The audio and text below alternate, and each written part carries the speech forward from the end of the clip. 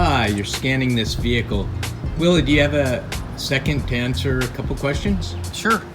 All right. So have you had a chance to try the DFC 1600 Euro ceramics yet? Yes, I have. I was looking for a factory brake pad for a 2019 BMW X-Drive. All the problems with BMW, squeak and noise and dust and you name it. So I put it on. We did it. We got him done quickly. He had to go. He left. Customer came back about 2 weeks later and I said, oh, here we go. Here we go again. And I asked him, so how are the brakes on the BMW? He said, great. I was surprised. I said, great in which way? They stop? Are they noisy? Are they asked all the typical questions? He said, no, they're great.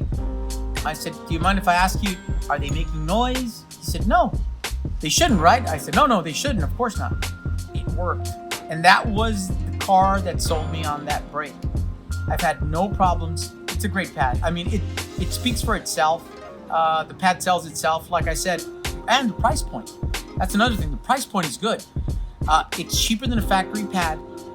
It's not inexpensive, which tells me it's a great material they're using, but it's at a great price point where I can sell it and be confident about not getting a comeback. Big thing is comebacks, guys.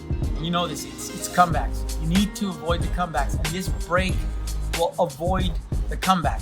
I've tried factory pads, I've tried original lines, I've tried a lot of different lines, you name it.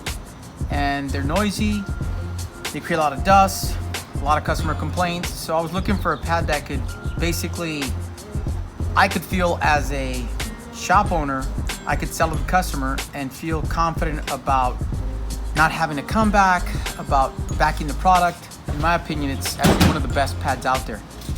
For European pads, it's the best. BMW, Mini, Mercedes, Jaguar. I mean, you name it. It's just a overall great pad. The best thing, it's no noise, low dust.